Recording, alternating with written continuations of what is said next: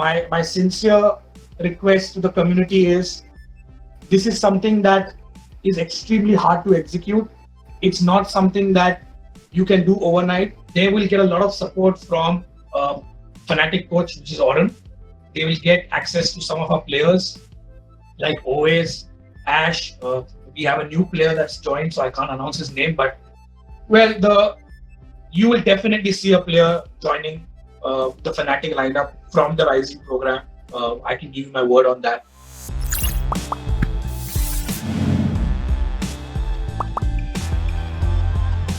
Fnatic Rising is a global program that probably started in the UK. The idea of the program is to give opportunity to youngsters to be a part of the world of Fnatic in terms of pro gaming. And it started with the League of Legends team, and now we want to do that for PUBG Mobile.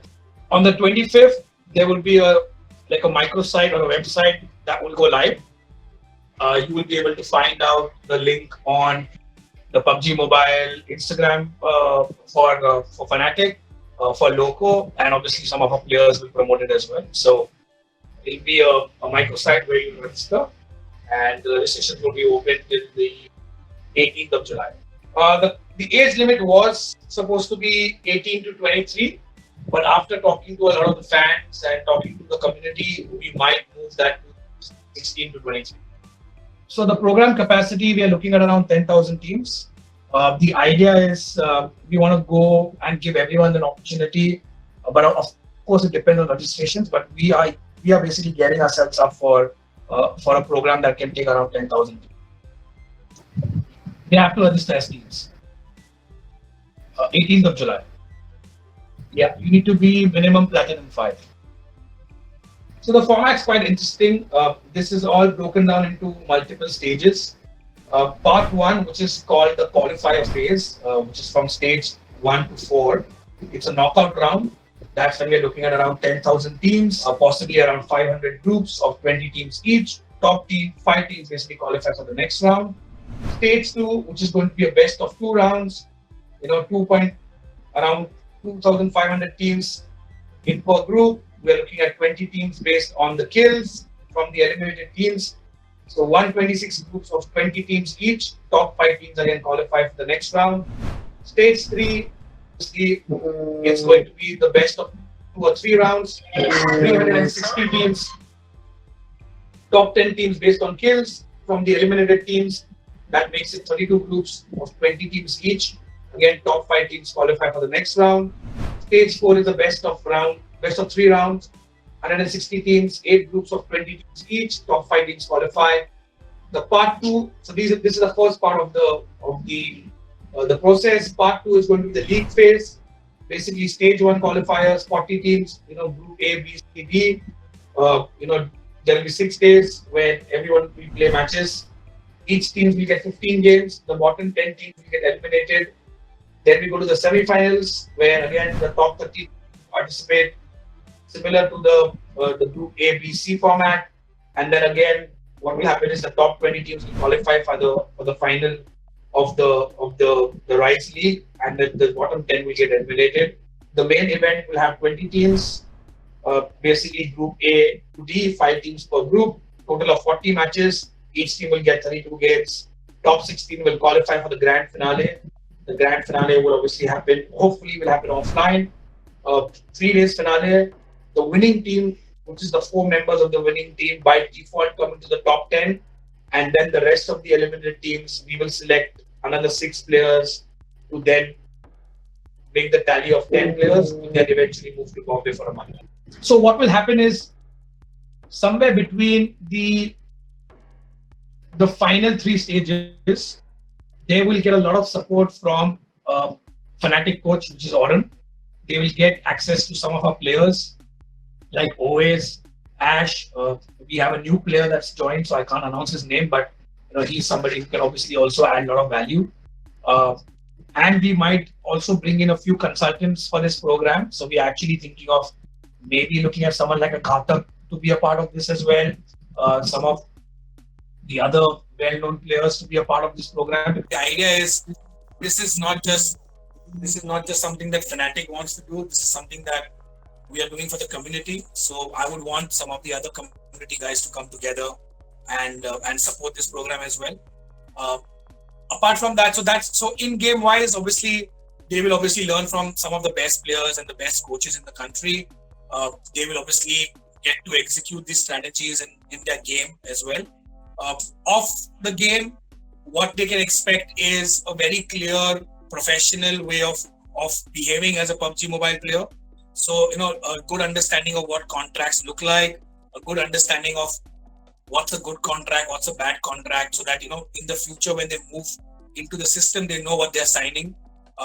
Obviously, they will get access to. So we will work very closely with Facebook. We will work very closely with Instagram. We will work very closely with some of the other platforms and bring in their experts to explain to these kids how to go about building a social media platform, how to build their own channels, how to build their own brand. And then, of course, again, they will get pushed from Fnatic and from Pocket Aces to start building their own platforms. And yeah, that's what they can expect. They can expect a lot of skill sets from existing players from a game perspective, and they can expect a lot of hand-holding from the industry for how to build their own brand kind of perspective. So the current structure is as such where we will definitely pay for their travel and stay. We are looking at a period of anything between 15 days to maybe 25 days. It's something that we are working with our partners currently to figure out, but definitely there would be absolutely no financial burden on any of the parties. So a pro contract with Fnatic would mean this person would potentially be a part of the starting lineup, which means either we will have 5 or 6 mainstream PUBG players. So he could either start as a part of the lineup or he could be starting as a substitute, but he will play for the main lineup, which means you could potentially see this kid playing PMPL for us, PMCO for us, PMIS for us, potentially other big tournaments for us. Uh, we are not here to create an academy team. We are here to create somebody who can jump into the main lineup. I think one of the most important things about this program that the community needs to understand, and just for the Indian esports ecosystem, right? When I joined Fnatic, it was always a dream to give back to the community. At the end of the day, business on one side, if the ecosystem is not looked after, everything collapses. And I think the way PUBG Mobile has grown in this country, it's extremely important that we shape up the way the youngsters understand how to make a career out of this. So this is not just for us to identify talent. This is also for us to showcase, say the overall industry and the parents and the ecosystem, saying that hey, here is a way for you to actually turn pro. Here is a way for you to actually turn this into a career. And I think that's the need of the hour.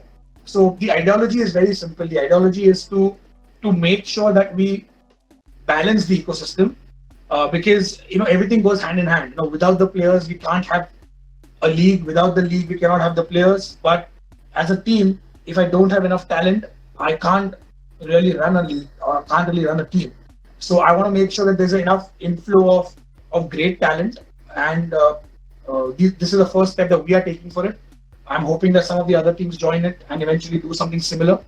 But the idea is, if there are enough people willing to give contracts and willing to turn this into a career for players at a young age, we are kind of showing the positive signs that we need to build that ecosystem.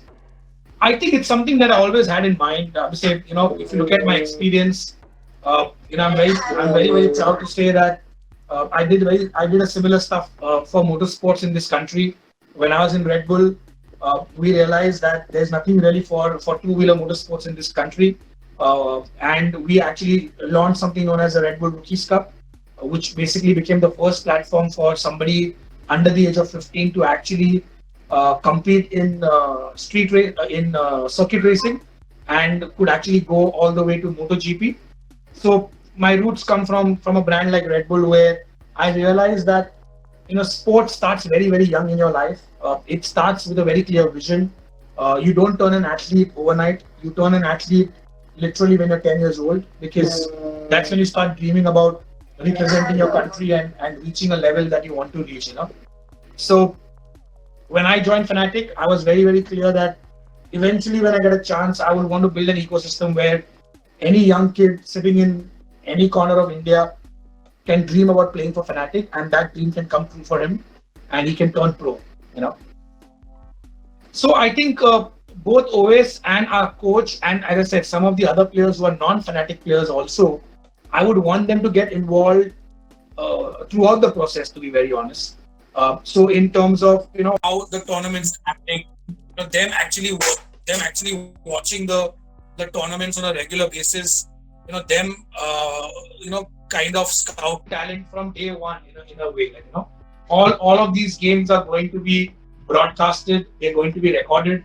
So we want to have footage of these players. We want to know what are the kind of strategies that they're using from day one. So there would be involvement from day one, but real involvement where they actually engage with the players and engage with the participants would probably start from stage 3 or stage 4, when we have maybe the final 120 teams or the final 160 teams. And I think that's when we will actually start having OS and some of the team members involved on a regular basis, whether it's through a stream, whether it's for them doing some kind of a review of a weekly review of what kind of talent is coming out of this program. So we already are in the pipeline of designing something for them. We have a development partner who's come on board with us. It's called Wiki. They are part of India on Track. The idea is not just the rest of the 9 players. So the rest of the 9 players will get a streaming contract with Loco, so that they obviously can support their endeavor of turning pro through that money that they get from the streaming.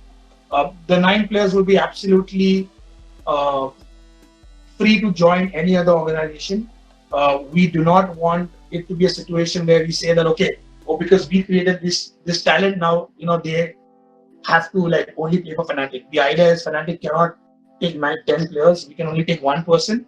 The rest of the 9 boys or girls will be free to join any other org that they want to. Fnatic will give them the required support in terms of, as I said, the understanding of how contracts work, understanding of what is their value in the market, what they should kind of ask in terms of their salaries. But they will be free to join any other org that they want to. Wiki, which is the development partner, will actually then have these 9 people on their development program, and they might take another 20 players more, where their job is basically going to be to provide the funding for these players to continue their endeavor as PUBG Mobile pros. So if some of them don't get a pro contract with some other teams, they could still continue their own team with the funding from Wiki, and at least for the year, they can push themselves in the rankings of the pro circuit. And we are hoping that their talent gets identified by other teams, and eventually they are able to trade themselves to other organizations as well. And that's the aim. That's the way you kind of complete the circle, the ecosystem, right? One player joining Fnatic is not going to create an ecosystem, but when the rest of these players who are identified also get looked after and get funding to pursue being PUBG Mobile players for another year through our development partner, that's when we can actually create the, and that's what we are trying to do. Well, you will definitely see a player joining the Fnatic lineup from the Rising program. I can give you my word on that. What happens to the existing players and the existing substitute? We're going to create a healthy competition. At the end of the day, this is a sport. We don't want anyone to take their place for granted. When you play for India or when you play any other sport, there is always a youngster knocking on the door to take your place. And I don't see this any different. I don't see PUBG Mobile being any different than any other sport, which means you're only as good as today. You might have done fabulously well over the period of years, but if you're not good enough today, somebody can take your place. And that's just life. That's just how life works. So, we are still contemplating the kind of format that we would want to use for something like Fnatic Rising. I can tell you one thing, that the Rising program is going to be documented really, really well, which means we want to keep it as real as possible. The idea is to find good back-end stories, find some really interesting players who come from different backgrounds, socio-economic backgrounds, cultural backgrounds, geographical backgrounds as well, and kind of cement all of them together. The overall theme of the program or the content would be very simple. It kind of will follow the $1 million arm kind of a theme to it, where we basically literally kind of showcase where it all started and how it kind of started becoming narrower, narrower, narrower, narrow, and then eventually went to this one particular kid who eventually got the pro contract. But then there will be obviously other formats where, there will be different streams that will involve a few people on a regular basis talking about the program. We might involve other industries as a part of the program. So we obviously want to involve people who are streamers on a regular basis to be coaches for these players as when they come to the studio. They might go through some kind of media training. They will obviously get some kind of a apparel training as well, to create a look and feel factor for themselves as well. So I think the content there is so much to kind of shoot, but how you present it is going to be a very clear one show which will talk about who that particular kid was. So it's kind of like a reality show in a way. That will definitely be the format for the overall Rising program. But then there will be bits and pieces of different pieces of content that will also sit on either Pocket Aces platforms or YouTube or Instagram. And again, as I said, we are also learning, and I'll be very honest with you, it's a huge experiment that we want to do, and will we always succeed? I don't know. We will obviously do things which might not work, but at least we are willing to do them. I would say more than Loco, it's Pocket Aces that comes into the picture. Loco is one of the elements of the partnership that we have signed with Pocket Aces. So the partnership that Fnatic has is with the larger group and not just Loco. Loco, at the end of the day, is a streaming platform. So a lot of the content will sit on Loco, which means the majority of the tournament footage will sit on Loco. The people can watch the teams competing on Loco. Some of the guys will start streaming on Loco, but the larger group, which is Pocket Aces, is obviously going to be responsible for creating the various types of content that we want to come out from this program.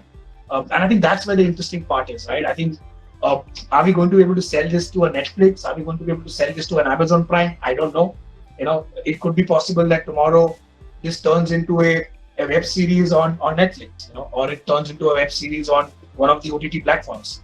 The aim is to try and showcase the journey of an amateur PUBG Mobile player to a pro PUBG Mobile player.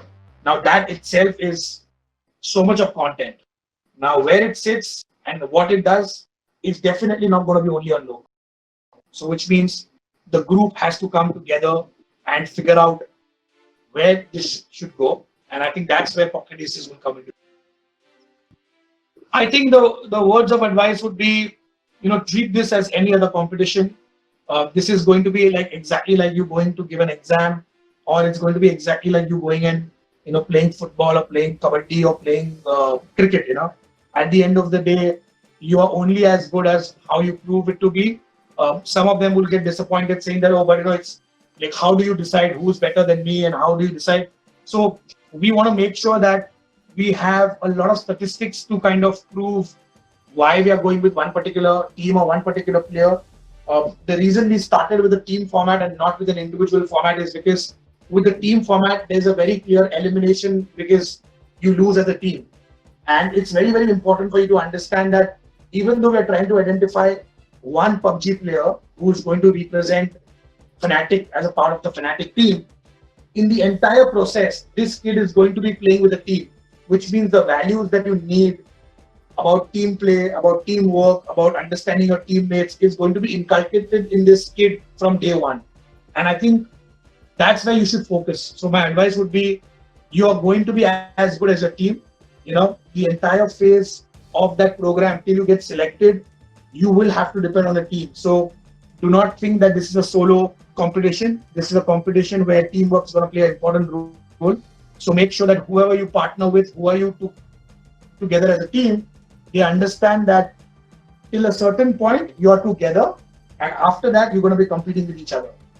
So that's very, very important for the kids to realize. Well, I think the only other thing that I would like to add is I really, really hope that this program is successful. Again, as I said, my sincere request to the community is this is something that is extremely hard to execute. It's not something that you can do overnight. So will there be glitches? Will there be fuck ups from our side? Yes, there would be. So I would like to say sorry well in advance. There would be a lot of ups and downs during the program, but my sincere request to the community is going to be that we are trying to do this so that there is a very clear path for people to become pro players. And I hope that we get all the support required from the community to make this successful. And hopefully the program can then eventually go on to other games as well.